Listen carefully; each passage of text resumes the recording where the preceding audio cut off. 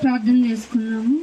అందరూ ఒకసారి కళ్ళు మూసుకున్నట్లయితే దేవుని మాటల కోసం, దేవా మీరు మాతో ఏం మాట్లాడాలనుకుంటున్నారు, నేను సరి చేసుకోవడానికి మాకు కావాల్సిన ఆహారం మాకు దయచేయండి ప్రార్థన చేసుకున్నాం.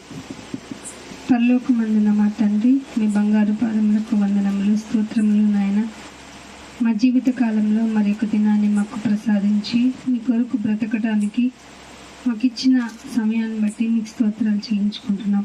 లోకంలో ఎంతోమంది గొప్పవారు, ఘనులు, అందమైన వారు, ఆస్తి గలవారు అయినా ఎంతోమంది మా కళ్ళ ముందు నుండి వెళ్ళిపోతూ ఉండగా మీరైతే మాకు సమయమును హెచ్చించి పొడిగించి నీ కొరకు ఎవరు పనిచేస్తున్నారో వారి కొరకు నాయన నువ్వు ఎదురు చూస్తున్న వారి సంఖ్యలో మమ్మల్ని చేర్చిన విధానం బట్టి స్తోత్రాలు. లోకము దాని ఆశల్లో మునిగి తేలుతూ ఉంది నాయన. ఇవన్నీ గతించిపోతాయని ప్రకటించవలసిన బాధ్యత ఏర్పరచబడిన వారైనా కొద్దిమంది ఉంది. ఆ కొద్ది మందినైనా ఎలాగైనా లాగాలని సాతాను అనేక తంత్రములు కలిగి ఉంది నాయన. ఆ తంత్రములు ఎరగవలసిన వారమై ఉన్న క్రైస్తవ జనాంగం దాని మాయలో పడి ఈ లోకంలో ఉన్నటువంటి నాయన శరీరాశను, నేత్రాశను, జీవపు డంబాన్ని మరి నరాల్లో నైనా ఎంచుకొని ఇంకించుకొని నీ కొరకు చూడటం కన్నా ఈ లోకంలో వారి గొప్పను అయినా పెంపొందించుకోవడంలో మునిగి తేలుతున్నారు. ఈ లోకం నుండి మమ్మల్ని వేరుపరిచి నీ కొరకు ఎలాగైనా ఈ మాటలను ప్రకటించాలని ఈ ప్రదేశాన్ని మీరు ఏర్పాటు చేసుకున్నారని బట్టి స్తోత్రాలు నాయనా. మరి కొద్ది దినాలే మా ఈ యొక్క జీవితము, ఈ యొక్క ప్రపంచము ఉంటుంది. అగ్ని కొరకు నిలవ చేయబడినటువంటి భూమికి నాయనా నీ మాటలు చివరిగా వినిపించవలసిన బాధ్యత మాపై ఉంచారు. అది మీ చిత్తం కనుక మీ చిత్తాన్ని నెరవేరుస్తున్నాం. దాన్ని బట్టి స్తోత్రాలు నాయన. మీరు మాతో మాట్లాడితేనే మేము బ్రతకగలము, నేను సంచరించగలము, జీవాన్ని సాగించగలము. కనుక మీరు మాతో మాట్లాడండి నాయన. మాకు నెమ్మదినివ్వండి, సహాయం చేయండి నాయన. మరి ఏ విధంగా మాట్లాడితే మేము నీ కొరకు బ్రతకగలము, మరింతగా మీ కొరకు నిలబడటానికి మాకు శక్తిని అనుగ్రహించమని పరిశుద్ధాత్మ దేవ మీ సహాయాన్ని కూడా సమయోచితంగా మాకు ప్రసాదించమని యేసుక్రీస్తు వారి అతి పరిశుద్ధమైన నామమున ఈ ప్రార్థన విన్నపములు అడిగి వేడుకుంటున్నాం తండ్రి, ఆమేన్. దేవుని నామమున మీ అందరికీ వందనములు. దేవుడు మనల్ని మరి ఒక వారం వరకు మనల్ని క్షేమంగా ఉంచి మనల్ని ఎలాగా కాపాడారో మీకు తెలుసు. దేవుణ్ణి నమ్ముకున్న మనము కలిసి దేవుని మాటలను పంచుకోవటం అనేది మన చిత్తం కాదు, అది దేవుని యొక్క చిత్తమే. ఆ చిత్తాన్ని ఎరగాలి అంటే లోకంలో ఉన్నటువంటి లౌకికాత్మను గ్రహించుకుంటే సరిపోదు. లౌకిక ఆత్మతో కనుక మనం ఆలోచిస్తే ఎట్టి పరిస్థితుల్లో దేవుని గురించిన అవగాహన కూడా మీకు రాదు.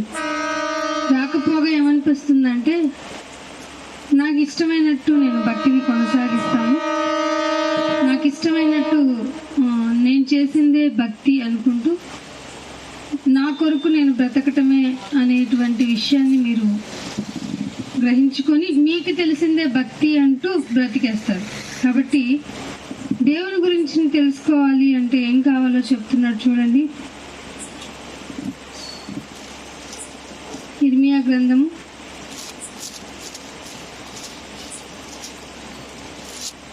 9వ అధ్యాయము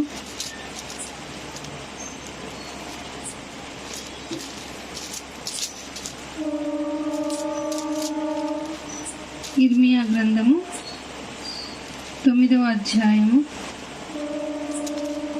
24వ వచనం. ఇర్మియా గ్రంథము 9వ అధ్యాయము. అతిశయించాలి అంటే దేవుణ్ణి బట్టి అతిశయించాలి. దేనిని బట్టి అతిశయించాలి అంటే భూమి మీద కృప చూపే ఆయన ఒకడున్నాడు. చాలా మంది అనుకుంటారు మా కష్టము, మా జీవితము, మా జీవనము ప్రతిదీ మా వల్లే, మాతోనే, మా కొరకే మేము చేసుకున్నదే అనేటువంటి ఒక ప్రాసలో ఈ ప్రపంచం మొత్తం వెళ్ళిపోతుంది. కానీ దేవుడు ఏమంటున్నాడంటే ఒకవేళ నువ్వు వెరీ గుడ్, నేను వెరీ హ్యాపీయెస్ట్ పర్సన్ని నువ్వు అనుకోవాలన్నా, నేను చాలా బాగున్నాను అని అనుకోవాలన్నా, అలా ఆలోచించాలి అంటే అది కూడా రాంగ్. అసలు దేన్ని అతిశయించాలన్నా కూడా దేన్ని బట్టి అతిశయించాలంటే భూమి మీద మీద కృప చూపుచు ఏంటట, భూమి మీద కృప చూపుతున్నాడంట. యాక్చువల్గా మామూలుగా నిన్న మొన్న విన్నాం కదా, 17వ తారీఖు అనుకుంటా దుబాయ్లో కుంభవృష్టిగా వర్షాలు కురిసాయంట. ఎడారిలో వర్షాలు ఏంటి, యాక్చువల్గా సంవత్సరంలో రావాల్సినటువంటి వర్షాలు మొత్తం ఒక రోజులో వచ్చేసిందంట. దాదాపు 256 మిల్లీమీటర్ల వర్షం అంటే ఇంకన్నీ కొట్టుకుపోవటమే కదా. కార్లు విండో వరకు వచ్చేసి వర్షం, కారు లోపలికి వెళ్ళిపోతే వెనక మామూలుగా పొగ వస్తుంది కదా, పొగ బదులు వాటర్ వస్తుంది. కారుని చూసి ఏడ్చుకుంటున్నారు. ఇంకొక విషయం ఏంటంటే వాళ్ళు చాలా గర్వంగా చెప్పుకుంటారు, చాలా హైజీన్గా ఉంటాం మేము, చాలా డస్ట్ ఫ్రీ ఏరియా మాది, మా సిటీ అని. వాళ్ళు ఎక్స్పెరిమెంట్లు చేసి మరీ చూపిస్తారు. వైట్ సాక్స్లు వేసుకొని సో కాంప్లెక్స్ మొత్తం తిరిగి వచ్చి మళ్ళీ ఆ వైట్ సాక్స్లు చూడండి, చిన్న మరక కూడా ఉండదు. అంత మురికి లేని, అంత డస్ట్ ఫ్రీగా ఉన్నటువంటి, అంత హైజీన్గా ఉండేటువంటిది మా దుబాయ్ అని చెప్పి వాళ్ళు చాలా బాగా చూపించుకుంటారు. పైగా వాళ్ళకున్న కాంప్లెక్స్లు ఉంటాయి కదా, షాపింగ్ కాంప్లెక్స్, ప్రపంచంలో ఎక్కడ సెకండ్ ప్లేస్ వచ్చింది, మా కాంప్లెక్స్లో లేనివి ఎక్కడా ఉండవు అని వాళ్ళు మొన్న అవార్డు కూడా తీసుకున్నారండి. సేమ్ ఆ షాపింగ్ మల్టీ కాంప్లెక్స్కే అసలు మొత్తం పగిలిపోయి ఏమాత్రం ప్రొటెక్షన్ లేకుండా విరిగిపోయేంతగా అయిపోయిందట. ఎందుకైనా అవన్నీ అతిశయం ఎక్కడి నుంచి వచ్చింది? మేము ఏదైనా చేసుకుంటాం, మాకు దగ్గర డబ్బు ఉంది. ఏంటంటే ప్రపంచం ఏమనుకుంటుందంటే డబ్బుంటే దేనైనా సాధించేయచ్చు అనుకుంటుంది. దాన్ని కరోనాతో రాంగ్ అని చూపించిన మనిషికి బుద్ధి వచ్చిందా? రాలేదు, అస్సలు రాలా. పైగా ఇంకా డబ్బును కూర్చుకోవటంలోనే ఉన్నాడు. డబ్బును సంపాదించడం వేరు, కూర్చుకోవడం వేరు. డబ్బు సంపాదించాలి, మనిషికి అవసరమే. కానీ కూర్చుకునే స్థితిలోనికి వెళ్ళిపోతున్నప్పుడు మనిషికి ఎట్లయినా భూమి మీద ఉన్నప్పుడే బుద్ధి చెప్పాలి. లేకపోతే ఈ జన్మ దాటింది అంటే మనిషికి తనకి ప్రాయశ్చిత్తం చేసుకోవడానికి అవసరమైన అవకాశాలు ఏం లేవు, అస్సలు లేదు, ఒకటి కూడా లేదు. అందుకే ఏమంటున్నాడంటే దేవుడు, అతిశయించాలంటే మీరు భూమి మీద కృప చూపొచ్చు. అసలు కృప చూపేవాడివి నువ్వు నాయనా. వాటరే లేని మాకు అసలు పొంగి పొర్లిపోయేంతగా వాటర్. వాళ్ళు ఏం చేశారు, సీడ్ క్లౌడింగ్ కూడా మొదలెట్టారు కదా. అంటే ఒక మేఘాలను వాళ్ళే ఓన్గా ఏమంటారు, ఆర్టిఫిషియల్గా మేఘాలను సృష్టించుకొని వాటిని కురిపించుకుని అదే మేఘమదనం, అది వన్ ఆఫ్ ది ప్రాసెస్. ఇప్పుడు ఏంటంటే డైరెక్ట్గా మేఘాలనే చేసేసుకొని దానికి సోడియం క్లోరైడ్ కనుక యాడ్ చేసేస్తే అది ఒక గ్రిప్పింగ్ అయిపోతుంది, ఒక గట్టి మంచులాగా అయిపోతుంది. దాన్ని తీసుకెళ్ళి వాళ్ళు పైన పెట్టేసి వదిలేస్తే ఆ మేఘాల్లో నుంచి వర్షం వచ్చేస్తుంది. అసలు అధికంగా వచ్చిన ఈ వర్షం ఆ క్లౌడ్ సీడింగ్ వల్లే అనేటువంటి, అంటే ఏదైనా చేసేసుకుంటాం మేము, ఇంక దేవుడితో పనే ఉంది అనుకుంటున్నారు. ఈ అనుకుంటున్న వాళ్ళకి దేవుడు ముందే బైబిల్లో ఏం రాయించాడట, అతిశయించి వాడు భూమి మీద కృప చూపుచు దేవుని నీతి న్యాయములు జరిగించుచున్నది యెహోవానగు నేనే. ఎవరని తెలియాలట, దేవుడునైనా నేనే, మీకు కృప చూపుతుంది నేనే అని తెలియాలి. పైగా నేనే అని గ్రహించి నన్ను ఏం చేయమంటున్నాడు, తొందర పడకూడదు. అసలు దేవుని విషయానికి వచ్చేటప్పటికి, దేవుని ఆలోచన వచ్చేటప్పటికి, దేవుని పని వచ్చేటప్పటికి అస్సలు తొందరపడకూడదు. మనకి ఎన్నో వాడు ఉంటాడు కదా, సాటన్ ఏం చేస్తాడు తెలుసా, తొందర కానిచ్చుకోవాలి. చాలా మంది చూడండి, దేవుని వాక్యం అనేటప్పటికి తొందరగా ముగించేస్తే చాలు అనుకుంటారు. మిగతా పనులకి, భోజనాలకి అంటారు అందరూ. ఇంకేమైనా వివాహ కార్యక్రమాలకి ఎందుకో 10 నిమిషాలు మమ అనిపించింది వచ్చేయండి అంటారా.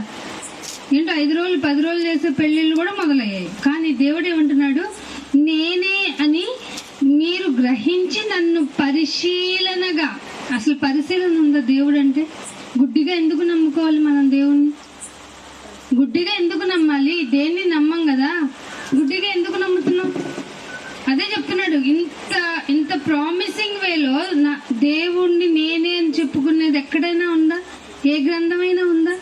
ఆయన చెప్తున్నాడు, అందుకే నేనే అని గ్రహించి నన్ను పరిశీలనగా తెలుసుకునుటను బట్టియే అతిశయించాలి.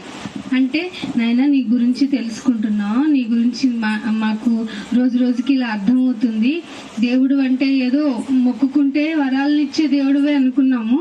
అసలు కృప చూపితే తప్ప భూమి మీద మేము ఇలా ప్రశాంతంగా బ్రతకలేకపోతున్నాం. కృప చూపుతున్నావు కాబట్టి అన్నపానములు మేము తీసుకోగలుగుతున్నాము. కృప చూపుతున్నావు కాబట్టి ఏ పూట భోజనాన్ని ఆ పూట తినగలుగుతున్నాము. అసలు ఇలా ఆలోచించే వాళ్ళు ఉంటారా? అందుకే అసలు నేను కృప చూపుతున్నాను, జస్ట్ నీకు ఓకే పో. ఇవన్నీ చాలా మంది లేరు. ఇప్పుడు హాస్పిటల్కి వెళ్ళి చూడండి, ఐసీయూలో చాలా మందికి ఫుడ్ ఉండదు. వాళ్ళకి ఓన్లీ దీని ద్వారానే, ఐవి ద్వారానే ఫుడ్ ఇస్తారు. ఆకలి అవుతుంది అంటారు, కానీ వాళ్ళకి తినే ఛాన్స్ లేదు. కానీ నీకెందుకు? నువ్వు ఇక్కడ హౌస్ లో ఉంటావు, చక్కగా తింటావు, కావాల్సింది వండుకొని తింటావు, వేడిగా తింటావు, ఎంత బాగా తింటావో. నువ్వు అనుకుంటున్నావు తిని అమ్మయ్య హ్యాపీగా నా కష్టం కాబట్టి తెచ్చుకొని తిన్నాను అంటావు. కాదు కాదు, ఆయన కృప చూపాడు. నువ్వు బాగా వండుకొని తిన్నా, అది వండించుకున్నా, నువ్వు తిననిదే ఒక రోజు ఉంటుంది తెలుసా. అలా అయ్యో నేను తినలేకపోయానే అనుకున్నా. కాదు కాదు, దేవుడు అనుకుంటాడు నీకు ఈరోజు ఫుడ్ వదిలే పోరా, అట్లా అనుకున్నాడు అనుకో దేవుడు. అలా ప్రతిరోజు అనుకున్నాడు అనుకో, అప్పుడు పరిస్థితి ఏంటి? అందుకే అంటున్నాడు, అతిశయించువాడు నన్ను తెలుసుకునుట బట్టి, నన్ను పరిశీలనగా తెలుసుకునేటను బట్టియే అతిశయింపవలను. అసలు అట్టి వాటిలో నేను ఆనందించువాడనని ముందు తెలుసుకోండి. నన్ను పరిశీలనగా తెలుసుకోవటం వల్లనే నేను ఆనందిస్తాను. ఇది దేవుడు చెప్తున్న మాట. ఇది అసలు ఈ లోకంలో ఎవరికన్నా పడుతుందా? మనిషి లేచిన దగ్గర నుంచి ఏమంటే సూర్యుడిని నువ్వు వద్దు వదిలేసే, ఈ మనుషులు వినరు అని ఒక్కసారి నువ్వు సూర్యుడా ఉదయించుకు అంటే మనిషికి జరిగే ఏ పని జరుగుతుంది చెప్పండి? అన్నీ ఆగిపోవు. ఏ ఒక్కరోజు ఆగలేదంటే కారణం ఏంటి? ఆయన చూపుతున్న కృప. ఆ కృపని గుర్తుపెట్టుకోకుండా మనిషి తన లోక పనుల్లో బిజీ అయిపోతున్నాడు రోజు రోజుకి. మీరు గమనించండి, దేవుణ్ణి నమ్ముకుంటున్నామన్న వాళ్ళ దగ్గర నుంచి, దేవుడు అంటే తెలియదు అన్న వాళ్ళ దగ్గర నుంచి, దేవుడు అంటే లేడు అన్న వాళ్ళ దగ్గర నుంచి రోజుకి రోజుకి బిజీ అయిపోతున్నారు. కారణం ఏంటో తెలుసా? దేవుడి గురించి తెలుసుకోవాలని కాదు, వాళ్ళ సొంత పనుల విషయంలో బాగా బిజీ అయిపోతున్నారు. ఒక్కసారి ఊపిరి తీసేస్తే ఇది కృప కాదా? ఆయన ఊపిరించుతున్నాడంటే. ఒక్కసారి నీ ఆరోగ్యాన్ని చెడగొట్టేస్తే తినగలవా, నడవగలవా, లేచి పనులన్నీ హడావుడిగా చేయగలవా? సెకండ్ టు సెకండ్ ఆయన కృపను గురించి స్మరణ చేసుకుని ఆయన గురించి అతిశయించాల్సిన మనిషి తన ఇష్టానుసారంగా బ్రతుకుతున్నాడు, తన ఇష్టానుసారంగా. కానీ టైం అయితే చాలా చాలా తొందరగా ఉంది. దేవుడు చెప్తున్నాడు, ఈ మాటలు చెప్పడం చాలా అవసరమై ఉంది. చాలా మంది గ్రహించటం లేదు, సీరియస్నెస్ తీసుకోవడం లేదు. కానీ ఈ మాటలు చెప్పబడ్డాయి అనేది ఒక ఇది ఉండాలి, ఒక సాక్ష్యం అనేది ఉండాలి. కాబట్టి దేవుడు అంటున్నాడు, మీరు వెళ్ళాల్సిందే, తప్పదు, చెప్పాల్సిందే. వాళ్ళు వినినను వినకపోయినను అన్నాడు దేవుడు. తెలుసా, ఇర్మియా చాలా బాధపడ్డాడు. నాయన వాళ్ళు వినర్లే నాయన, వదిలేసే నాయన, ఎందుకు ప్రభు అంటే, ఇదిగో నేను బ్రహ్మజముడు చెట్ల మధ్యకు పంపినట్లు నేను పంపుతున్నాను నాన్న, నువ్వు వెళ్ళాల్సిందే.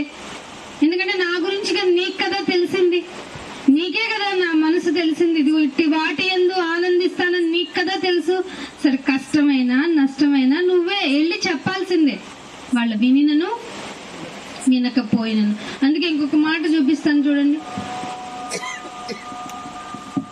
1 కొరింథీయులకు రాసిన పత్రిక 2వ అధ్యాయం చూడండి. అందరూ బైబిల్ తీయండి. 2వ అధ్యాయము 12వ వచనం. ఇందాక చెప్పాను కదా, దేవుడు విషయాలు తెలుసుకోవాలి అంటే 1 కొరింథీయులకు రాసిన పత్రిక 2వ అధ్యాయము 12వ వచనం. దొరికిందా? దేవుని వలన మనకు దయచేయబడిన వాటిని తెలుసుకోవాలి అంటే, దేవుడి వలన మనకి దయచేయబడిన వాటిని తెలుసుకోవాలంటే ఈ లోకంలో ఉన్న ఆత్మతో ఆలోచిస్తే గనక అస్సలు ఏమీ అర్థం కాదు. ఊపిరి దానంతట అదే తీసుకుంటున్నాను, గాలి అదే దానంతట అదే నా ముక్కులోకి వెళ్తుంది. నేనేమన్నా అంటానా? నాకేమన్నా వద్దు అంటానా? లేదు అంటానా? లౌకికాత్మ ఉంటే గనక మనం అలా మాట్లాడుకుంటాం. కానీ దేవుడు ఏమంటున్నాడు, దేవుని వలన మనకు దయచేయబడిన వాటిని తెలుసుకొనుటకై మనము లౌకికాత్మను గాక దేవుని యొద్ద నుండి వచ్చు ఆత్మ. ఏమిటో అది? దేవుని నుండి వచ్చే ఆత్మ ఏమిటి? పరిశుద్ధాత్మ. ఇది ఎప్పుడు వస్తుంది? బాప్తిస్మం తీసుకుంటే వస్తుంది. బాప్తిస్మం తీసుకున్న వెంటనే దేవుడు నిన్ను అభిషేకించి వెంటనే నీ దగ్గరికి పంపించేది ఏమిటంటే పరిశుద్ధాత్మని. పరిశుద్ధాత్మ ఉంటే వెంటనే అల్లరి చేసి గై గైమని అరవవు, సరికదా? ఏమవుతుందో ఒక్క మాట చూపిస్తాను చూడండి. రోమీలకు రాసిన పత్రిక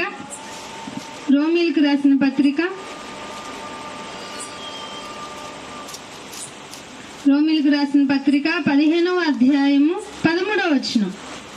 రోమీలకు రాసిన పత్రిక 15వ అధ్యాయము 13వ వచనం చూడండి.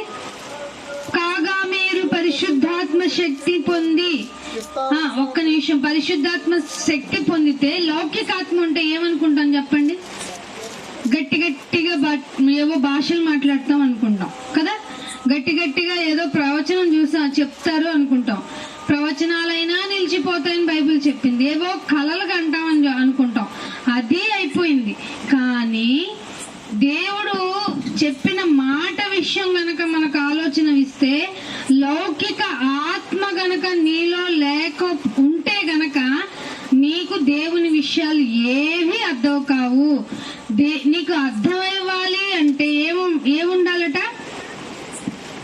ఇందాక చదువుకున్న మాటలో లౌకిక ఆత్మను గాక దేవుడిచ్చిన పరిశుద్ధాత్మ ఉండాలి. ఆ పరిశుద్ధాత్మను పొందుకుంటే విస్తారముగా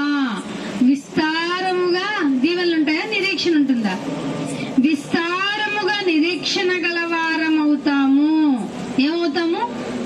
విస్తారముగా నిరీక్షణ గలవారమై నిరీక్షణకర్తయగు దేవుని యందు విశ్వాసము ద్వారా సమస్తానందముతో ఏం చేస్తామట? సమస్తానందముతోనూ సమాధానం. ఇవి వస్తాయటండి. ఏ విషయంలోనూ బాధపడమంట. నాయనా లేదా, థ్యాంక్ యూ. నాయనా ఇచ్చావా, థ్యాంక్ యూ. ఇవ్వలేదా, నీ చిత్తం అయితే చెయ్యు. సమస్తానందము. ఏ విషయంలోనూ బాధపడం. అలాని లోటు ఉంది కదా అని బాధ లేకుండా ఉండం. ఈ క్రైస్తవ్యంలో మనం తెలుసుకోవాల్సినదే, లోటు ఉంది కదా అని దేవునికి అర్జీ పెట్టుకోకుండా ఉండం. అర్జీ పెట్టుకున్న పౌలు గారు కూడా ప్రార్థన చేయలేదా? పౌలు ప్రార్థన ఏమైనా ఫలించిందా? అని ప్రార్థన చేసి, నాయన నాకు ఈ బలహీనతగా ఉంది, ప్లీజ్ నాయన తీసేయంటే, నా కృప నీకు జాలే పో అన్నాడా లేదా? ఆయన అన్నాడా? మరి మనమే ఆయన అలా చేశాడు. మనం ఎన్ని విషయాలకు చేసుకుంటాం? అది దేవుని చిత్తమైతే జరుగుతుంది. ఇంకొకటి ఏంటంటే, మనకి ఏదైనా లోటు ఉందంటే మన పరీక్ష నిమిత్తమే కొన్ని జరుగుతాయి. ఇందులో లోటు ఉంది, నువ్వు ఎంతవరకు నిలబడగలవు? సాతాను అడుగుతుంది, నాయన దీనికి ప్రొలాంగ్ చేయి, నీ బిడ్డలో ఉన్న అసలు క్యారెక్టర్ బయటపడుతుంది. యోబు గారిని అడిగినట్టే. అలాగే అందుకే ఉంటున్నాడు, మీకు గనక పరిశుద్ధాత్మ శక్తి ఉంటే విస్తారంగా నిరీక్షణ గలవారమై ఉంటాం. అసలు నిరీక్షణ అంటే ఎంత టైం వెయిట్ చేస్తాంటో నీకోసం, చిరాకు వచ్చేసింది అంటావా అనేస్తాం కదా. దాంతో ఒకవేళ అదే పరిశుద్ధాత్మ శక్తి పొందుకుంటే రోజు రోజుకి నీలో ఆసక్తి పెరుగుతుంది. దేవుని గురించిన ఆసక్తి పెరుగుతుంది. దేవుని గురించిన ఆసక్తి పెరగాలి అంటే ఆయన చూపుతున్న కృప ఎంత గొప్పదో నీకు తెలియాలి. అది లౌకిక ఆత్మతో మాత్రం అస్సలు రాదు. దేవుడు ఇచ్చిన ప్రసాదించిన ఆత్మ ద్వారానే నీకు అన్ని తెలుస్తాయి. అప్పుడు ఏమవుతుంది? నీవు ఈ మాట చదవండి 13లో ఒకసారి. మీరు దేవుని విశ్వాసము ద్వారా సమస్తానందముతోనూ సంతోషముతోనూ దేవుడు నింపుతాడు. అర్థమవుతుందా? ముందు మనకేముంటుందట? సమాధానం ఉంటుందంట. సమాధానం కంపల్సరిగా ఒక క్రైస్తవుడికి ఉండాలి. ఇది చాలా కష్టమైన పని. సాతాను మనల్ని అనేక మందికి విరోధులుగా, మనకి ఈవెందో మాట్లాడకపోయినా, ఒక మాట వారిని అనకపోయినా వాళ్ళని విరోధులు చేసేస్తాడు. వాళ్ళు మనల్ని అపార్థం చేసుకునేలాగా చేసేస్తాడు వాడు. సో మనం ఇంకా అది అయ్యో వాళ్ళకి తెలియక చేశారే, వాళ్ళు అనుకోకుండా చేశారే, వాళ్ళు అపార్థం చేసుకున్నారే అనుకొని మనల్ని మనమే ప్రిపేర్ చేసుకొని వాళ్ళతో సమాధానంగా ఉండటం మన బాధ్యత. మనలో ఏ శక్తి లోపం లేకుండా అందరితోనూ జాగ్రత్తగా ఉండవలసిన బాధ్యత ఎవరిది? మనదే. అది ఎప్పుడు వస్తుంది? పరిశుద్ధాత్మ నీలో ఉన్నప్పుడు వస్తుంది. అది ఒక రోజులో వచ్చేస్తుందా? నీ జీవిత కాలం అంతా ఉండాలి. ఇప్పుడు చాలా మంది క్రైస్తవ సంఘాల్లో ఎందుకని బాగా ఏమంటారు, మ్యూజిక్ సిస్టమ్ హైలైట్ అయిపోయింది. చాలా సంఘాల్లో స్వస్థతలే ఎందుకు హైలైట్ అయిపోయింది. చాలా సంఘాల్లో దశమ భాగాలు ఎందుకు హైలైట్ అయిపోయింది. దేవుడు అంటే అసలు ఉండవలసిన ఆనందము, దేవుడు అంటే అసలు ఉండవలసిన విజ్ఞత, వివేకము ఏముండాలో అది లేకుండా పోతుంది చాలా మందికి. ఇది ఉండాలంటే అది ఒక రోజులో అయిపోయేది కాదు. సో లైఫ్ ఏమైపోతుందంటే వాళ్ళకి బోరింగ్ గా అనిపిస్తుంది. ఇలాగే ఉండాలా, ఇలాగే చేయాలా, ఏంటి అబ్బా ఇట్స్ వెరీ బోరింగ్ అని అనిపిస్తుంది. అట్టి పరిస్థితుల్లో దేవుని యొక్క ఆనందం నీకు తెలియాలి అంటే, దేవుడు ఏ విషయంలో నిన్ను ఆనందపడతాడో తెలియాలంటే బైబిల్ చదవాలి, వాక్యం రావాలి. వాక్యానికి ఎవరైనా ప్రయారిటీ ఇస్తున్నారు ఈ రోజుల్లో? చూడండి, చాలా మంది సభలు పెట్టుకుంటారు, 10:30 వరకు పాటలు పాడేసుకుంటారు. వాక్యం అనేటప్పటికి ఎవరు వినరు. వాక్యం అంటే ఏంటండి అసలు? నీ వాక్యమే దేవుడు అన్నాడా లేదా? యోహాను రాసిన పత్రికలో ఆయన దేవుడై ఉన్నాడు. దేవుడై ఉన్న ఆయన సాక్షాత్తు నీతో ఒక సాధనాన్ని మీడియేటర్ గా చేసుకుని నీకు బోధిస్తున్నప్పుడు ఎంత అలర్ట్ గా ఉండి వినాలి. ఒకవేళ వచ్చిన వాళ్ళు కూడా, సంఘానికి వచ్చిన వాళ్ళు చాలా మంది చూడండి నిద్రపోతారు.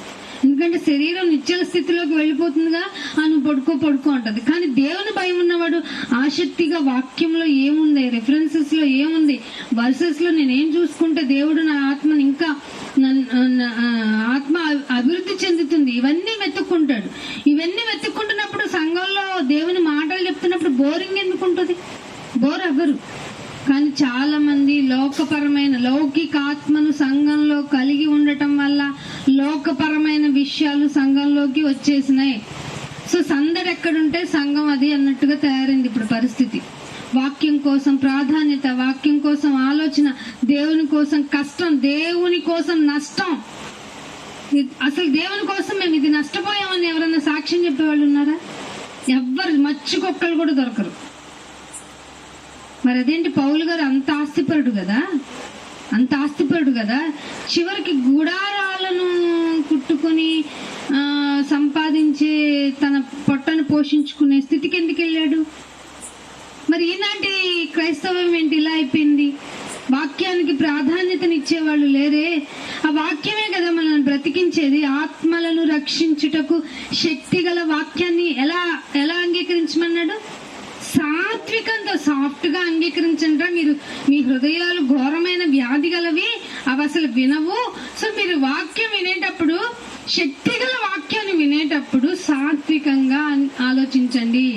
విర్రవీగుతున్న దుష్టత్వాన్ని మాని అని ఉంటుంది బైబిల్ యాకోబు పత్రికలో. ఇవన్నీ చూడటం లేదు మనుషులు ఎవరు. అందుకే ఏమంటున్నాడు, మీరు గనక పరిశుద్ధాత్మ గనక శక్తిని పొందుకుంటే విస్తారమైన నిరీక్షణ గలవారై.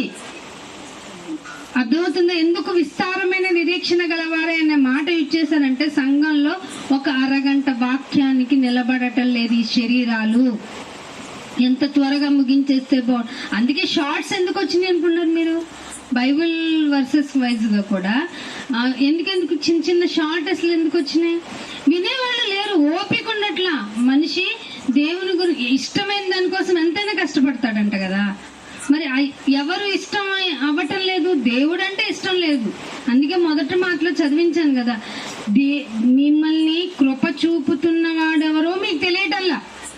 మంచి చెడు జరిగిస్తున్న ఆయన ఇప్పుడు ఒకవేళ సూర్యుడు నువ్వు ఇట్లా తిరగొద్దు, నీ సర్కిల్లో, నీ ఆర్బిటింగ్ లో నువ్వు తిరగొద్దు అన్నాడు అనుకోండి, భూమి మొత్తం కాదు, ఆల్మోస్ట్ మొత్తం కాస్మాలజీ మొత్తం డిస్టర్బ్ అవుతుంది. మరి అంత ప్రమాదం ఉన్నప్పుడు, నిన్ను ఇంత బాగా కాపాడుతున్నప్పుడు, నీ భూమి మీద ఇంత కృప చూపుతున్నప్పుడు, బెంగళూరులో వాటర్ లేదని క్రైసిస్ వచ్చింది, చాలా మంది ఇబ్బంది పడిపోతున్నారు. సిలికాన్ సిటీ అట బెంగళూరు. ఏంటి సిలికాన్ సిటీ, ఐటీ రంగానికి హబ్ అంట. ఇప్పుడేం లేవంట, వాటర్ లేవంట. అందుకే ఒక మాట కూడా చెప్తున్నాడు దేవుడు, నేను మంచివాడి మీదను చెడ్డవాడి మీదను వర్షమును ఏకరీతిగా. ఏంటైనా నీకు వేరే ఎగ్జాంపుల్ దొరకలేదా? ఎందుకు వర్షమును ఏకరీతిగా అని చెప్పేసి అన్నావు అని అనుకుంటే, అసలు వర్షం లేకపోతే నీళ్ళు లేకపోతే మనిషికి మనుగడే లేదు. అట్లాంటి ప్రాథమిక అవసరాన్ని కూడా మంచివాడి మీదైనా చెడ్డవాడి మీదైనా ఒకేలాగా నేను చూపిస్తున్నాను, నువ్వు అలా ఉండాల్సిందే అని చెప్పాడు. చూడండి, అదే లూకాసు వార్త 10వ అధ్యాయానికి రండి. లూకాసు వార్త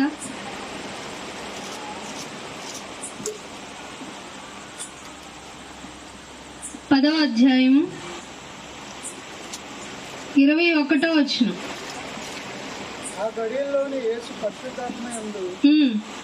పరిశుద్ధాత్మయందు బహుగా ఆనందించి తండ్రి ఆకాశమునకు భూమికి ప్రభువ.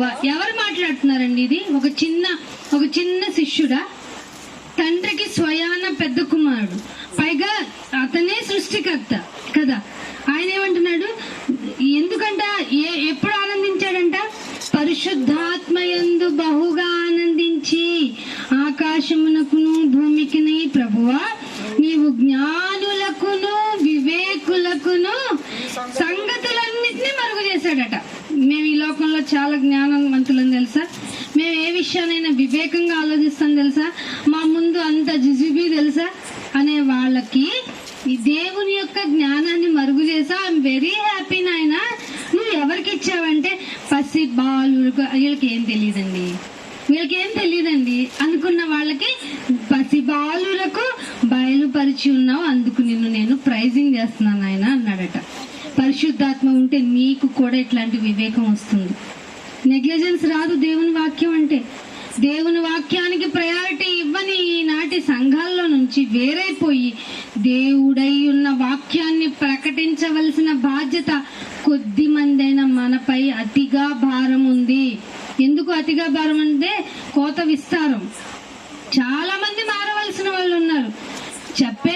చెప్పేవాళ్ళు ఉన్న చోట చెప్పనివ్వని పరిస్థితి, వినేవాళ్ళు ఉన్న చోట చెప్పేవాళ్ళు లేని పరిస్థితి. ఇంత గజిబిజి గందరగోళ పరిస్థితుల్లో మనం ఏకాగ్రత కలిగి ఆయన మాట కోసమే నిలబడాలి. అప్పుడు పరిశుద్ధాత్మతో నిండుకుంటే ఆయన మాకు ఏమి తెలియని మాకు ఇలాంటి విషయాలు బయలుపరిచావు కదా, థ్యాంక్ యూ నాయన, మేము కూడా నీ కొరకు అలాగే నిలబడతాము అనే వివేకం నీకు వస్తుంది. అందుకే 1వ యోహాను కాదు, యెషయా గ్రంథము 32వ అధ్యాయానికి రండి. యెషయా గ్రంథము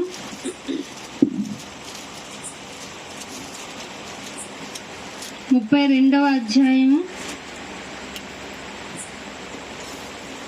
17వ వచనం చూడండి. యెషయా గ్రంథము. చాలా జాగ్రత్తగా విన్నామండి. పాఠంలోకి వచ్చాను నేను. ఇంతవరకు మనకి ఇప్పుడే విన్నాం కదా, జ్ఞానులు అనుకుంటున్న వాళ్ళకి, వివేకం తెలుసు అన్న వాళ్ళకి జ్ఞానాన్ని దేవుడు బయలుపరచారు, పసిపిల్లలకి బయలుపరిచారు.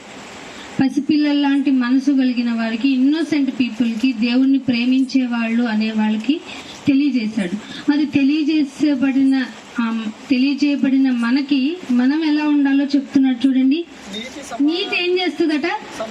అది అండర్లైన్ చేసుకోండి. నీతి సమాధానము కలుగజేయును. ఏం చేస్తుందట? నీతి ఉంటే గొడవ పెట్టుకోవాలనుకోట. నీతి అంటే నీతి, జ్ఞానము, సర్వ సంపదలు, ఏదైనా కానీ దేవుని నీతి, లోకపరమైన నీతి కాదు. దేవుని నీతి నీకేం చేస్తుందో తెలుసా? సమాధానాన్ని కలగజేస్తుంది. ఏంటి? వాళ్ళేదో గొడవ పడితే నువ్వెందుకు ఇలా అంటావు? వాళ్ళకి తెలియదు. అందుకే యేసుప్రభు వారు కత్తితో దాన్ని ఏమంటారు, బల్లెంతో పొడి చేస్తున్నా ఏమన్నాడు? వీళ్ళు ఏం చేస్తున్నారో వీళ్ళకి తెలియదు. చెళ్ళు అని కొడుతున్నా, వీళ్ళు ఏం చేస్తున్నారో వీళ్ళకి తెలియదు నాయన. ఈ మాట ఎలా అనగలిగారు? నీతి ఉండటం వల్ల.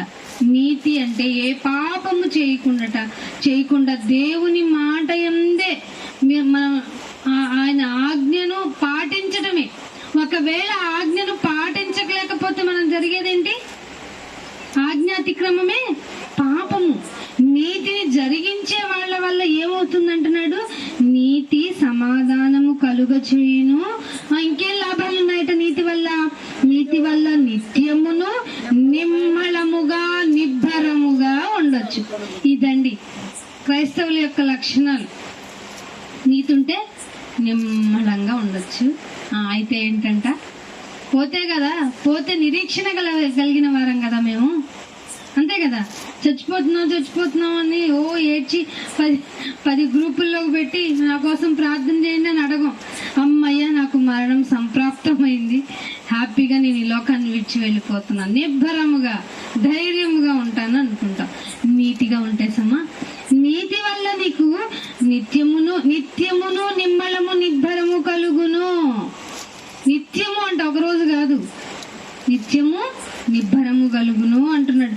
అదే మీకు లూకాసు వార్త అందుకే చెప్తున్నాడు చూడండి. లూకాసు వార్త 6వ అధ్యాయము. నిబ్బరంగా ఉండాలి, ఇంకెలా ఉండాలో చెప్తున్నాడు చూడండి. 6వ అధ్యాయము 36వ వచనం చూడండి. 6వ అధ్యాయము ఏమై ఉన్నాడట మన తండ్రి? నేను అసలు కనికర పడిన వాళ్ళని అనొచ్చా మనం? నేను వాళ్ళని అసలు క్షమించను అనొచ్చా మనం? అసలు అనకూడదు.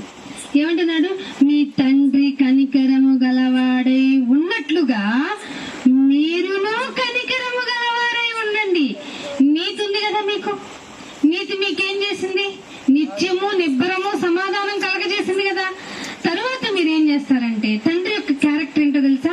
కనికరము కలిగిన వాడు. ఎవరిని కనికరపట్టలేదు ప్రపంచంలో, ఎవరిని కనికరించటంలా. ఎందుకని? అక్రమము విస్తరించేసింది, క్రమమైన జీవితం లేదు, దేవుని నీతి లేదు. అందుకని దేవుని నీతి ఎంతో కొంత ఉందనుకున్న వాళ్ళు మీరు ఆత్మయందు అభివృద్ధి పొందాలంటే దేవుడు కనికరించువాడై ఉన్నాడు గనుక మీరును కనికరము గలవారై ఉండండి. ఇది ఆజ్ఞ కదా. నేను ఎవరిని కనికరించను అంటే ఎక్కడికి వెళ్తావు? నేను తొందరగా నరకానికి పోతాను అని నీ నోటితో నువ్వే చెప్పినట్టు. అర్థమవుతుందా? ఇంకొక మాట చూద్దాం చూడండి. ఎఫెసీయులకు రాసిన పత్రిక 4వ అధ్యాయము 31వ వచనం చూడండి. 4వ అధ్యాయము 31వ వచనం. 4వ అధ్యాయం ఎఫెసీయులకు రాసిన పత్రిక 31. సమస్తమైన ద్వేషము. ఒకటి కాదట. ఎవరి మీదైనా వాళ్ళు మనకి అపకారం చేసినా, మనం తిట్టడానికి వచ్చినా, మనల్ని అవమానించినా, మనల్ని బాధపరిచినా, తెలిసి మనల్ని మరీ ఇబ్బంది పెట్టినా, ఇవన్నీ ద్వేషాలకే గురి చేస్తాయి కదా. మనిషిని ద్వేషించే విధంగా ఇబ్బందిని కలగజేసే సిచ్యువేషన్సే కదా. అయినా దేవుడే అంటున్నాడు, సమస్తమైన ద్వేషము, కోపము. కోపం వేరు, క్రోధం వేరు. కోపం అంటే మామూలుగా తిట్టు వదిలేయటం. క్రోధం అంటే హత్య చేసేయటం. కోపము, క్రోధము, అల్లరి, దూషణ. అర్థమైందా? దూషించటం కూడా వద్దట. దూషించటం కూడా కాకుండా సకల విధమైన దుష్టత్వము ఏం చేయమన్నాడు? వదిలిపెట్టేయండి. అవుతుందా ఇది? ఆత్మయందు అభివృద్ధి చెందాలి, దేవుని దగ్గరికి మేము వెళ్ళాలి అనుకునే వాళ్ళు నిత్యము సాధన చేయవాలి. ఏంటి, కోపం రాకుండా ఉంటుందా మనకి? ఎవరైనా కొట్టకుండా తిట్టకుండా ఎవరైనా మనల్ని తిట్టే పరిస్థితికి వచ్చారనుకోండి, మన రియాక్షన్స్ ఎలా ఉంటాయి? ఏంటి, ఎలా ఉంది, ఏమనుకుంటున్నాం అనేస్తావా లేదా? కానీ అలా కాదట. రోజుకి కొట్టే స్థితికి నుంచి కొట్టేసినా కానీ నీలో రియాక్షన్స్ ఏం రాకూడదు. అంటే ఒక మాట అంటారు కదండి, చచ్చిన శవం ఎలా ఉంటది, దేనికైనా రియాక్ట్ అయిద్దా? అలా ఉండాలి. నిజంగానే బాప్తిసం తీసుకుంటాం అంటే ఏమిటనుకుంటున్నారు? చచ్చిపోయాము, ఇదిగో సమాధి చేయబడ్డాం.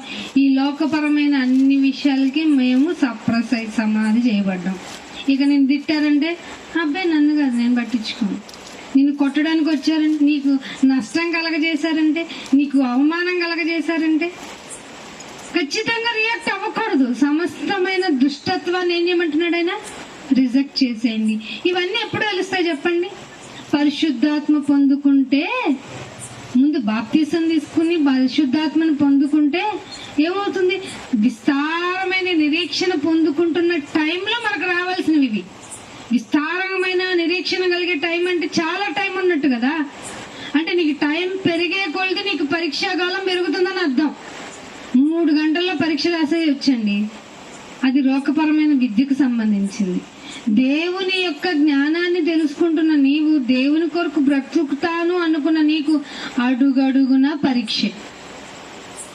అది లోకంలో ఎవ్వరు చెప్పటంలా. సాతాను అడిగి పర్మిషన్ తెచ్చుకొని చూడు నీ బిడ్డలు నీ రాజ్యానికి ఎలా, ఇది ఇలాంటి చీప్ బుద్ధి కలిగిన, చీప్ క్యారెక్టర్, అడుగు కుదిరితే కోపం, మెదిలితే క్రోధం, ఇంకేమంటున్నాడు ఇంకా కింద ఇక్కడ మాటల్లో మాట్లాడితే అల్లరి. చూడండి చాలా మంది పద్ధతిగా ఉంటారు ప్రేయర్లో, ఏదో పెళ్లిళ్ళకు పేరెంటాలకు వెళ్ళారనుకోండి, అన్ని లేదన్నా వాళ్ళకి తెలియదు కదా, వాళ్ళు లోకపరంగా వాళ్ళు బ్రతికిన విధానంలోనే వాళ్ళు హ్యాపీగా సినిమా పాటలు ఏందో లేదా ఏ విషయాలుగానో పోకిరి మాటలు మాట్లాడటంలో ఉన్నప్పుడు నువ్వు కూడా పదం కలిపేస్తావు, మాట కలిపేస్తావు, నవ్వేస్తావు. అర్థమవుతుందా? వేరైపోవాలి మనం. అంటే అరే వీళ్ళు ఇలా కండక్ట్ చేస్తున్నారు, వీళ్ళు ఇలా ఉంటున్నారు, సో వీళ్ళు ఇలా మారిపోయారు చూడు, మనం కూడా మారాలేమో అని నీకు చూపించక్కర్లా, వాడు ఇంటికి వెళ్ళి ఆలోచించుకునే విధంగా నీ క్యారెక్టర్ ఉంటే చాలు. అర్థమవుతుందా? ఇవన్నీ నీకు ఎందుకు కలగజేస్తాడు? దూషణ అంటే ఎవరైనా నేను ఊరికే తిడతారు, తిట్టించే వాళ్ళు మారుతారేమో చూడు, వెంటనే ఊరికే తిడతారు ఏంటండి, అసలు ఏ కారణం లేకుండా తిడతారు ఏంటండి అనిపిస్తుంది మనకి. సాతాను కలిగించే తంత్రం ఇది. సాతాను ఇబ్బంది పెట్టిస్తూ ఉంటది మనల్ని. నువ్వేదో చేద్దాం అంటున్నావు కదా, పోటుగాళ్ళకు బయలుదేరదాం అంటున్నావు కదా, దేవుని పని చేసేస్తాను అంటున్నావు కదా, అంత ఈజీగా సుమా నాతో అని ఉంటుంది సాతాను. అలాంటి టైంలో, అలాంటి సిచ్యువేషన్స్ వచ్చినప్పుడు నిన్నేం చేయమంటున్నాడు దేవుడు? ఇవన్నీ విసర్జించాను నాయన. దానికే నేను విస్తారమైన నిరీక్షణ కలిగే ప్రాసెసింగ్ లో పరిశుద్ధాత్మ సహాయాన్ని నీకు ఇస్తున్నాను.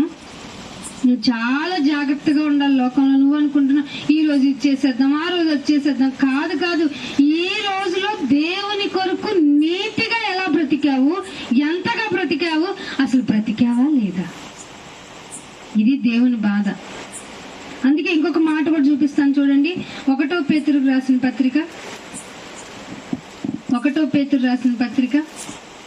1వ అధ్యాయము 15వ వచనం చూడండి. 1 పేతురు రాసిన పత్రిక 1వ అధ్యాయము 15వ వచనం. 1 పేతురు రాసిన పత్రిక 1వ అధ్యాయము 15వ వచనం. కాగా మీరు విధేయులకు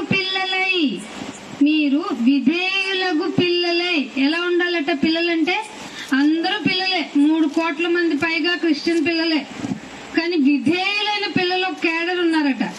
మీరు విధేయులైన పిల్లలే మీ పూర్వపు అజ్ఞాన దశ. ఏమంటున్నాడు? మన పూర్వం అరే నా పూర్వపు క్యారెక్టర్ ఏంటో తెలుసా, నేను ఎంత రౌడీనో తెలుసా, నా క్యారెక్టర్ ఏంటో తెలుసా అంటారు. కాదు, దేవుడు చెప్తున్నాడు ఏంటో తెలుసా? అరే పూర్వంలో నీది అజ్ఞాన దశ, నీకు జ్ఞానం లేకుండా బ్రతికావు అని.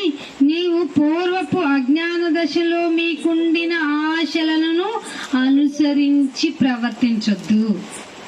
ఒకవేళ ప్రవర్తించావనుకో, ఇందాక చదువుకున్నాం కదా, సమస్తమైన దుష్టత్వం మనలోనే ఉంటది.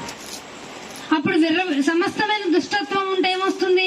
విర్రవీగుతున్న ఇది వస్తుంది అనమాట. విర్రవీగుతూ ఉంటాం, ప్రతిదీ చూసుకొని మనకి మనమే ప్రైడ్ చేసుకుంటాం, మనకు మనమే పేరు పెట్టుకుంటాం. ఎవరైనా పొగడకపోతే ఇబ్బంది పెడతాం, ఎవరైనా పొగిడితే ఇంకా ఏమన్నారని అడిగి మరీ చెప్పించుకుంటాం. అదే నీలో గనక దేవుని యొక్క పిల్లవి అనిపిస్తే మీరు పూర్వంలో అజ్ఞాన దశలో ఉన్నట్టు ఉండరు. ఆ ప్రవర్తనానుసారంగా ప్రవర్తించరు, ఇంకా దేనికి రియాక్ట్ గారు. ఇంకా ఎంతగా ఆయన కొరకు ఆయన మాటను వాళ్ళకి చెప్దాము, ఎంతగా ఆయన మాట. ఏమండి, పరిచయులు శాస్త్రులు యేసుప్రభు వారిని ప్రతిరోజు ఇబ్బంది పెట్టారా లేదా? చాలా ఇబ్బంది పెట్టారు. కొంతమంది అయితే వీడిని తీసుకెళ్లి కొండమంది తోసేద్దాం, లాక్కెళ్ళిపోదాం అనుకుని పళ్ళు పటపట కొరికిన ప్రధానికంగా మధ్య అది సువార్త ఎలా చేశాడండి? అసలు మనకన్నా ఎంతో కొంత సమాధానం దొరుకుతుంది కొన్ని చోట్ల, అవునా కదా? కానీ యేసుప్రభు వారికి ఆ పరిస్థితి కూడా లేదండి. అడుగడుగున ఆయనకి బాధే, ఇంట్లో నెమ్మది లేదు, వీధులకు వస్తే ఆదరించే వాళ్ళు లేరు. పోనీ వెళ్ళి కాసేపు అలసిపోయిన ఈ శరీరం విశ్రాంతినిద్దామంటే ఇల్లు లేదులే కొంచెం కడుపు నిండా తిందాము అంటే భార్య లేదు. లేదులే కాస్త పిల్లల్ని చూసుకుంటేనన్నా కడుపు నిండుతుంది అన్నట్టు పిల్లలు లేరు. కుటుంబం లేక, ఇల్లు లేక, ఆదరించేవారు లేక, పట్టించుకునేవారు లేక, ఏకాకిగా మిగిలిన ఆయన చేసిన పని ఏంటో తెలుసా? దేవా నీకు ఇష్టమైందే నేను చేస్తాను, తండ్రి నీకు ఇష్టమైందే నేను చేస్తాను అన్నాడా లేదా? అసలు మనలో నుంచి మాట వస్తుంది? అసలు ఎంతసేపు మన శరీర సంబంధమైన హడావుడులు తప్ప నువ్వు పోతే నిన్ను ఎవడు పట్టించుకుంటాడు? ఏ హడావుడు నిన్ను ఆపుతుంది? అయ్యో ఆయన లేకపోతే పని జరగదండి అంటావా అనమా? కానీ నువ్వు లేకపోతే ఇంకా బాగా పని జరుగుతుంది. ఇది మనం తెలుసుకొని నిజం. నువ్వు నేను ఉండటం వల్ల ప్రయోజనం ఏంటంటే దేవుడికి ప్రయోజనమై ఉండాలి. అది లేనప్పుడు నీలో ఊపిరి దండగా, ఆహారం దండగా, వసతులు దండగా, డబ్బు దండగా, ఇంకా అన్ని దండగా. నీకు అన్నీ ఇచ్చి నీకు సంతుష్టి సహితమైన దైవ భక్తితో నిన్ను ఉంచాలి అనుకున్నప్పుడు దేవుడికి నువ్వు చేస్తున్నదేంటి? అరకొర ప్రార్థన, అరకొర సేవ. మనం చేసేదేమో గొప్ప ఏంటి? నెలకోటి పెట్టే గొప్పేనా? మనం చాలా చేయాలి, చాలా పనులు మనకు పెండింగ్ లో ఉన్నాయి. కానీ శరీరపరమైన బంధాలు మనల్ని ఆపేసిన, ఉద్యోగపరమైన బంధం కానీ, లేకపోతే ఇంకేమైనా కానీ శరీరపరమైన వీక్నెస్లు కానీ మనల్ని ఆపేసినాయి. ఇవన్నీ దాటుకొని ముందుకు రావాలి. సకల విధమైన దుష్టత్వాన్ని విసర్జించాలి. ఇంకేమంటున్నాడండి ఇక్కడ? ప్రియులైన పిల్లల వలె మీరు పూర్వపు అజ్ఞాన దశ ప్రకారం, మీ ఆశల ప్రకారం మీరు ప్రవర్తించొద్దు, దేవుని పని జరగదు అంటాడు. ఎఫెసీయులకు రాసిన పత్రిక రండి. ఎఫెసీయులకు రాసిన పత్రిక 5వ అధ్యాయము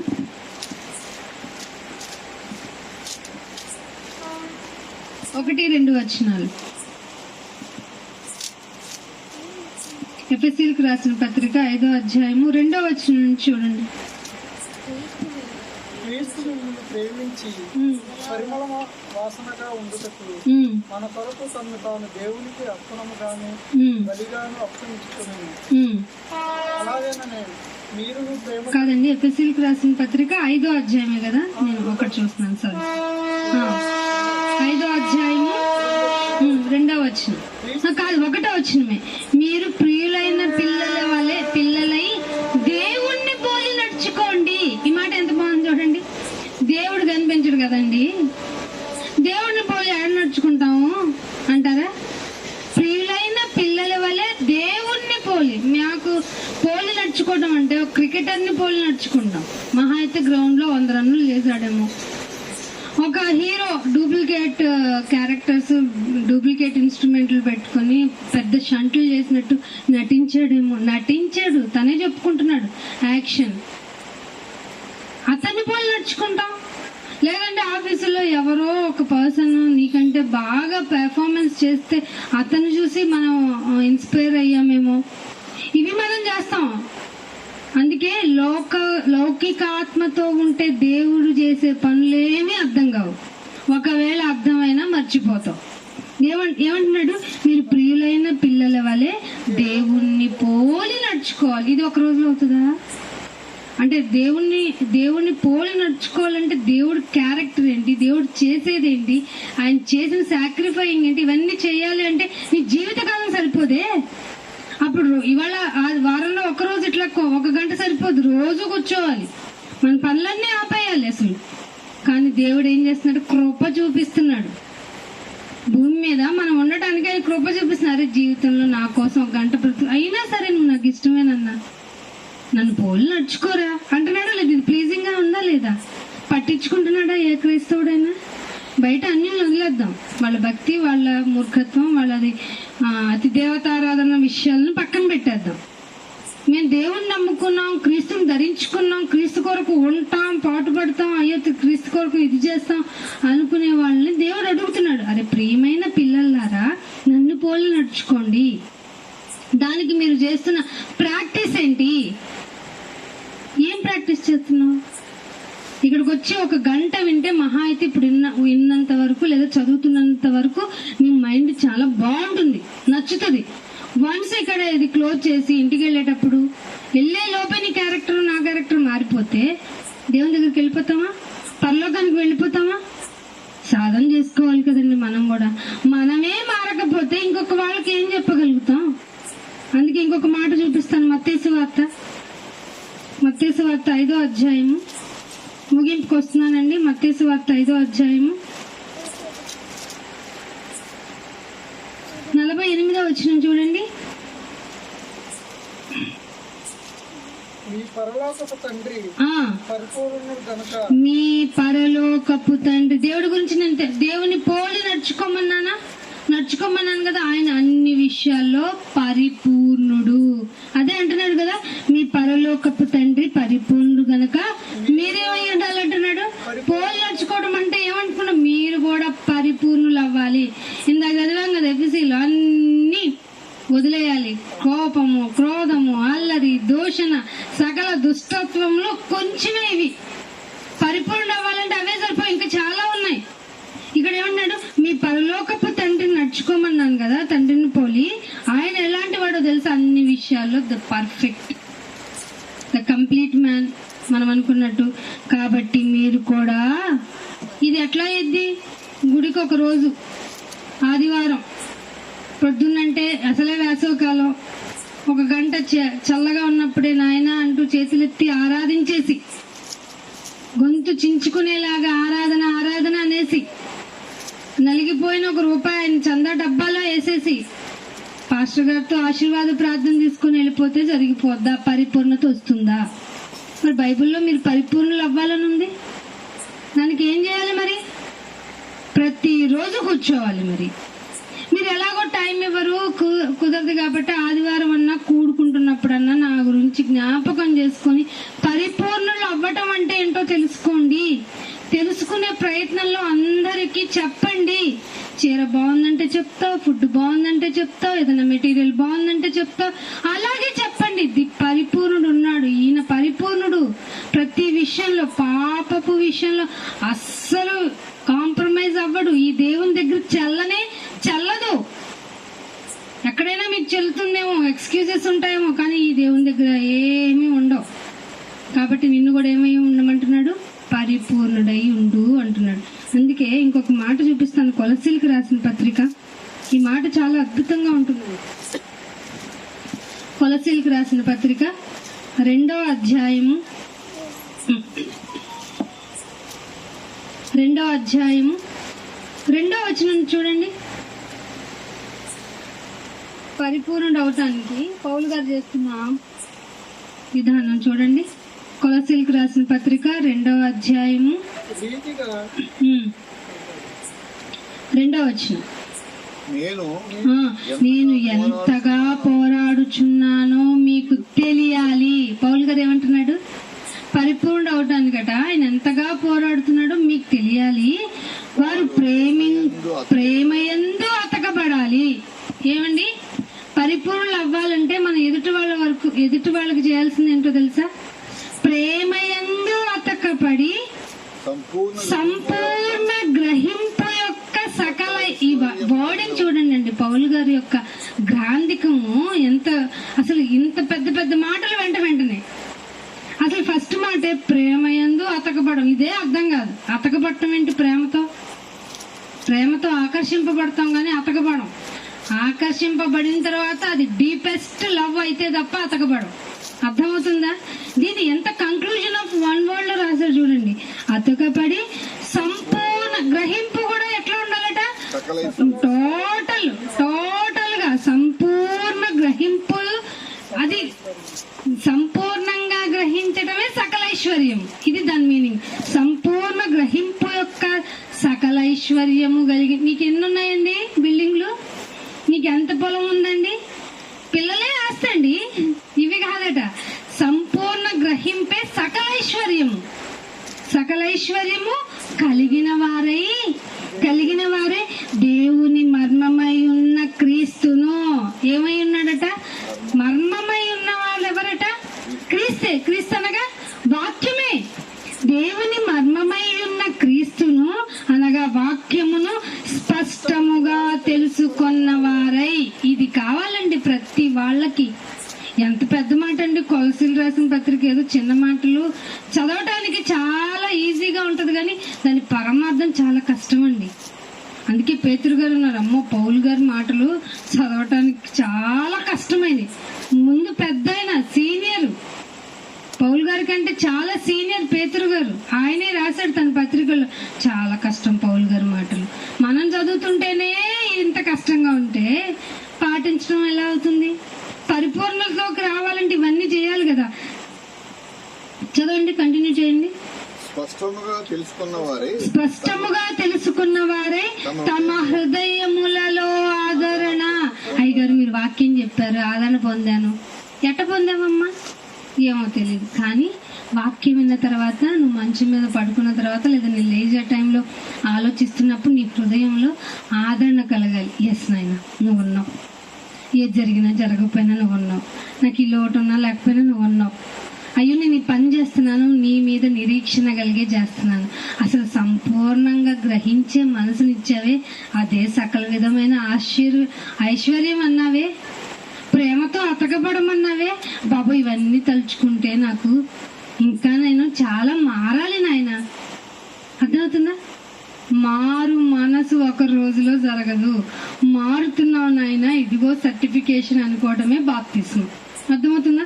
మారు మనసు స్పష్టముగా తెలుసుకున్న వారే తమ హృదయంలో ఆదరణ పొందవలెనని వారందరి కోసం ప్రార్థన కాదట, పోరాటం చేస్తున్నాడంటే ఏం చేస్తున్నాడు ఆయన? ఇంటింటికి వెళ్తున్నాడు, మాట్లాడుతున్నాడు, వీధి వీధికి వెళ్తున్నాడు, సువార్త చెప్తున్నాడు. లేదు అన్యుల దగ్గరికి వెళ్ళారు, మీరు చేస్తున్న భక్తి మంచిదే కానీ మీరే రాసుకున్నారు తెలవబడిన దైవం అని, అదిగో ఆయన ప్రకటించడానికి వచ్చానని వివేకం కలిగిన వాడైన. అంత బాగా నువ్వు మారాలి కదా. ఎక్కడ టైం ఇస్తున్నావు అసలు తెలుసుకుంటే సరిపోద్దా? ఒకరోజు సబ్ పెడితే సరిపోద్దా? పోనీ ఒక పావు గంట అరగంట వింటే సరిపోద్దా? మరి ఎలా పరిపూర్ణతలోకి రావాలి మనం? ఇంకొక మాట చూపిస్తాను చూడండి. 2 పేతురు రాసిన పత్రిక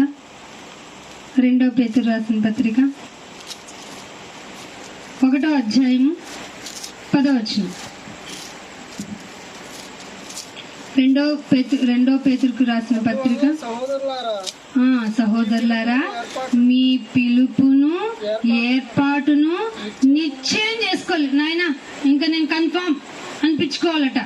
మీ పిలుపు మీ ఏర్పాటును నిశ్చయం చేసుకోవడానికి మీరు మరింత జాగ్రత్త పడండి అన్నాడా లేదా? అంటే ఒక రోజు చర్చకు వస్తే సరిపోదన్నమాట, కొన్ని మీటింగ్లు కండక్ట్ చేస్తే సరిపోదండి. మధ్యలో మనం చేయాల్సిన పనులు ఉన్నాయట. మీ పిలుపును ఏర్పాటును కన్ఫర్మ్ చేసుకోవడానికి మీరు మరింతగా జాగ్రత్త పడండి. మీరు ఇట్టి క్రియలు చేయువారైతే మీరు ఎప్పటికీ పడిపోరు. ఏమోనన్నా టేబుల్ తీసుకోకపోతే పడిపోతానేమో, వాక్యంలో లేకపోతే పడిపోతాను. ముందు నీ ప్రవర్తన బాగుండాలి. నువ్వు ప్రవర్తన, నీ విధానము, నీ చూపు, నీ మాటలు, నీ బిహేవియరు, నువ్వు అందరితో ఉన్నప్పుడు ఎలా ఉంటున్నావో, ఒక్కడిగా ఉన్నప్పుడు ఎలా ఉంటున్నావో, నేను మాట్లాడే విధానం ఎలా ఉంటుందో, నేను ట్రీట్ చేసే విధానం మనుషులు ఎలా ఉంటుందో, ప్రతిదీ నువ్వు చూడు. నీకు నువ్వు కూడా చూడవు, ఆయన చూస్తాడు. అందుకే అంటున్నాడు, నీ పిలుపును నీ నిశ్చయితను కన్ఫర్మ్ చేసుకోవాలి అంటే ముందు నువ్వు జాగ్రత్తగా ఉండు, జాగ్రత్త పడి ఏ క్రియలు, మీరిట్టి క్రియలు అంటే 10 పై వచనాల్లో చెప్తున్నాడు. ఇంత ముందు దాకా మనం చదివిన సకల దుర్నీతి పాపమే కదా. ఆ పాపమేమీ లేకుండా మీరిట్టి క్రియలు చేయువారైతే, అంటే దేవుని విషయపరంగా మీరు కన్ఫామ్ గా పరిపూర్ణత కలిగిన వారైతే, దేవుణ్ణి పోలి నడుచుకునేవారైతే మీరు మరి పడిపోరు. తొట్టులటం అంటే అయ్యో పడ్డాను అని అనుకోరు. అర్థమవుతుందా? ఇదే పేతురు రాసిన పత్రిక 3వ అధ్యాయానికి రండి. ఇదే పేతురు గారు రాసిన పత్రిక 3వ అధ్యాయము 18వ వచనం చూడండి. రక్షకుడైన యేసుక్రీస్తు అనుగ్రహించి ఉపయందును. 2వ పేతురు రాసిన పత్రిక 2వ పేతురు రాసిన పత్రిక 3 ఏలయనగా మనల్ని దేవుని యొద్దకు తెచ్చుటకు ఆ నీతిమంతుల కొరకు నీతిమంతుడైన క్రీస్తు శరీర విషయంలో చంపబడి ఆత్మ విషయంలో బతికింపబడి పాపముల విషయంలో ఒక్కసారి చంపబడింది. మన ప్రభువును రక్షకుడైన యేసుక్రీస్తు అనుగ్రహించిన కృపయందు, ఆ కృపయందు అనుగ్రహిస్తే మనం ఏమవుతామంట? జ్ఞానమునందు అభివృద్ధి పొందుతాం. ఏం చదివారు అని పేతురు రాసిన 2వ పత్రిక 3వ అధ్యాయం 18వ వచనంలో జ్ఞానము యందు అభివృద్ధి పొందుతాం. అర్థమవుతుందా? పరిపూర్ణులు అవ్వాలి అంటే ఎవరి వల్ల అవుతామంట? మన ప్రభువును రక్షకుడైన యేసుక్రీస్తు వారు అనుగ్రహించే కృప ఉందట. ఆ కృపను పొందుకుంటే మనము జ్ఞానము యందు అభివృద్ధి పొందుతాం. ఆయనకు ఇప్పుడును యుగాంతము వరకును మహిమ కలుగును గాక అనేటువంటి విజ్ఞత నీకు వస్తుంది. అర్థమవుతుందా? నీతి ఉంటే నెమ్మది నిబ్బరము. ఆ నీతిని నువ్వు కంప్లీట్ గా కొనసాగించాలి అంటే నీకు ఎవరి యందు నిరీక్షణ ఉండాలి? దేవుని యందు నిరీక్షణ ఉండాలి. దేవుని యందు నిరీక్షణ కలిగి ఉంటే నువ్వు సకల దుర్నీతిని పక్కన పెడతావు. అందుకే ఆయన అన్నాడు, అవన్నీ పక్కన పెట్టాలంటే నన్ను పోలి నడుచుకో. నువ్వు గనక ఇవన్నీ నీకు తెలియాలంటే లౌకికాత్మ ఉంటే సరిపోదు.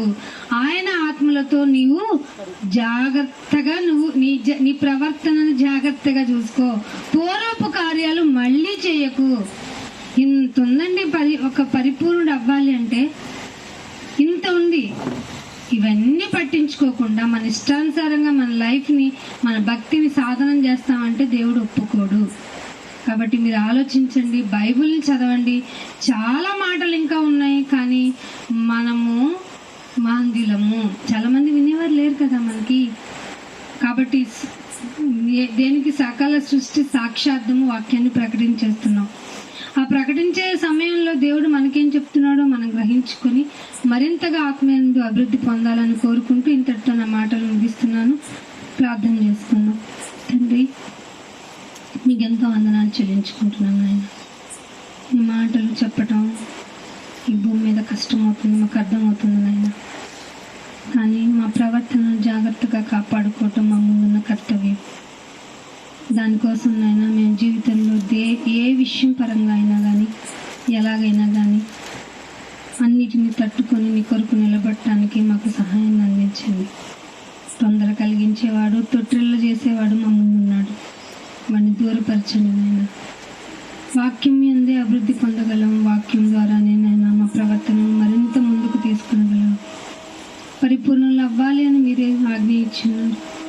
మీ ఆజ్ఞ నెరవేర్చే బిడ్డలుగా మేము నీ సంఘంగా ఇక్కడ కూడుకున్న మాకు నాయన నీ జ్ఞానం అవసరం అని తెలియజేశారు. మా ప్రవర్తన చాలా జాగ్రత్తగా ఉండాలని చెప్పారు. ఇవన్నీ తెలుసుకున్న మేము నిన్ను జ్ఞాపకం చేసుకొని నీ బిడ్డ చేసిన త్యాగాన్ని తలుచుకుంటూ నీ బిడ్డలాగా మేము ప్రవర్తించాలని మాకు ఇచ్చిన ఈ యొక్క గొప్ప అవకాశాన్ని బట్టి స్తోత్రాలు. ఇదిగో బలాలు చేతి వేస్తుండగా నేను మా దుష్టత్వాన్ని తొలగించండి, మాలో అహంకారాన్ని తొలగించండి. మేము ఎలా బ్రతకాలో నేర్పించండి. మరింతగా ముందుకు కొనసాగటానికి ఈ కార్యక్రమం మీరే ఉండి నడిపించమని యేసుక్రీస్తు వారి అతి పరిశుద్ధమైన నామమున ఈ ప్రార్థన విన్నపములు అడిగి వేడుకుంటున్నాం తండ్రి. ఆమేన్. అందరికీ వందనాలండి. Thank you all. God bless you to all.